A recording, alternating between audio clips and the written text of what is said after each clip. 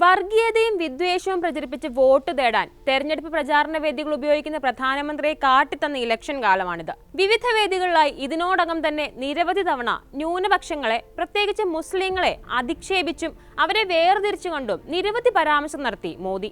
തെലങ്കാനയിലെ കരിംനഗറിൽ നടത്തിയ പ്രസംഗത്തിനെതിരെ തെരഞ്ഞെടുപ്പ് കമ്മീഷന് കോൺഗ്രസ് പരാതിയും നൽകി. എന്നാൽ തന്റെ പരാമർശങ്ങൾക്കെതിരെ രാജ്യവ്യാപകമായി ഉയരുന്ന പ്രതിഷേധങ്ങൾ തെല്ലും വകവയ്ക്കാതെ വീണ്ടും വിദ്വേഷ പരാമർശവുമായി എത്തിയിരിക്കുകയാണ് മോദി.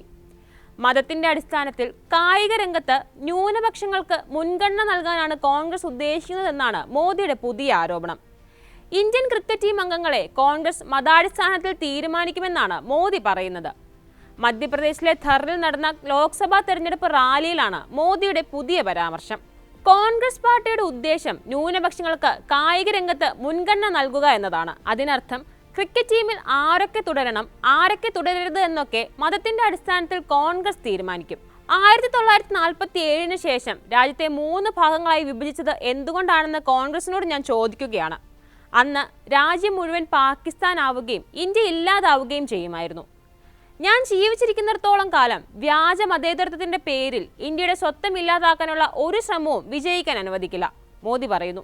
കോൺഗ്രസ് കശ്മീരിൽ ആർട്ടിക്കിൾ 370 തിരികെ കൊണ്ടുവരില്ലെന്നും രാമക്ഷേത്രത്തിന് ബാബരി പൂട്ടിയിടില്ലെന്നും ഉറപ്പാക്കാൻ BJP നേതൃത്വത്തിലുള്ള NDAക്ക് 400 സീറ്റുകൾ വേണമെന്ന് കഴിഞ്ഞ ദിവസം മോദി പറഞ്ഞിരുന്നു. താൻ മുസ്ലിങ്ങൾക്കും ഇസ്ലാമിനും എതിരല്ലെന്നും അവകാശപ്പെട്ട മോദി മുസ്ലിം സമൂഹം ആത്മപരിശോധന നടത്തണമെന്നും ഭാവിയെക്കുറിച്ച് ചിന്തിക്കണമെന്നും കൂട്ടിച്ചേർത്തിരുന്നു. ഒന്നാം ഘട്ട വോട്ടെടുപ്പിന് ശേഷം വിദ്വേഷ പ്രചാരണം ആരംഭിച്ച മോദി രണ്ടാം ഘട്ടത്തിന് ശേഷം അത് കടുപ്പിക്കുകയാണുണ്ടായത്. തനിക്കെതിരെ വോട്ട് ജിഹാദ് നടത്താൻ കോൺഗ്രസ് ചിലരോട് ആവശ്യപ്പെടുന്ന വിവാദ പ്രസ്താവനയും കഴിഞ്ഞ ദിവസം മോദി പുറത്തിറക്കി. ഒരു പ്രത്യേക മതത്തിലുള്ളവരോട് മോദിക്കെതിരെ വോട്ട് ചെയ്യാൻ കോൺഗ്രസ് അഭ്യർത്ഥിക്കുന്നുവെന്നും വോട്ട് ജിഹാദ് അംഗീകരിക്കാനാവില്ലെന്നുമായിരുന്നു മോദിയുടെ വാദം. മധ്യപ്രദേശിലെ ഖാർഗോണിൽ നടന്ന തെരഞ്ഞെടുപ്പ് റാലിയിലായിരുന്നു ഇത്. കോൺഗ്രസിന്റെ രാജകുമാരനെ പ്രധാനമന്ത്രിയാക്കാൻ പാകിസ്ഥാൻ കിണഞ്ഞു ശ്രമിക്കുകയാണെന്നും പ്രധാനമന്ത്രി നരേന്ദ്രമോദി കഴിഞ്ഞ ദിവസം പറഞ്ഞിരുന്നു.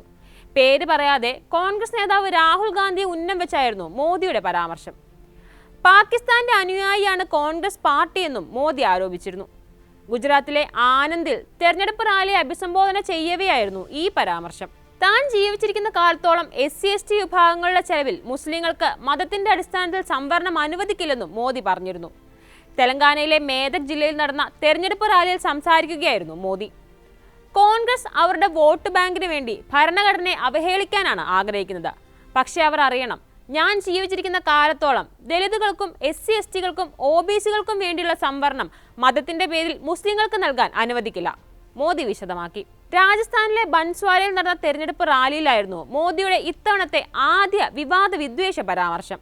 കോൺഗ്രസ് അധികാരത്തിലെത്തിയാൽ രാജ്യത്തിന്റെ സമ്പത്ത് നുഴഞ്ഞു കയറ്റക്കാർക്കും കൂടുതൽ കുട്ടികളുള്ളവർക്കും നൽകുമെന്നായിരുന്നു മുസ്ലിങ്ങളെ ഉദ്ദേശിച്ചുള്ള പ്രസ്താവന. രാജ്യത്തെ സമ്പത്തിന്റെ ആദ്യാവകാശികൾ മുസ്ലിങ്ങളാണെന്നാണ് മൻമോഹൻ സിംഗ് മുൻപ് വ്യക്തമാക്കിയിട്ടുള്ളതെന്ന് ആരോപിച്ചായിരുന്നു ഇത്തരമൊരു പരാമർശം. കരിംനഗറിൽ നടത്തിയ പ്രസംഗം കോൺഗ്രസ് നേതാക്കളെ വാക്കാൽ അധിക്ഷേപിക്കുന്നതും പാർട്ടിക്കെതിരെ അടിസ്ഥാനരഹിതമായ ആരോപണങ്ങൾ ഉന്നയിക്കുന്നതുമാണെന്ന് കാട്ടിയാണ് കോൺഗ്രസിന്റെ പരാതി. പ്രസംഗം തെരഞ്ഞെടുപ്പ് മാതൃകാ ചട്ടം ലംഘിക്കുന്നതാണെന്നും പരാതിയിൽ ചൂണ്ടിക്കാട്ടുന്നു.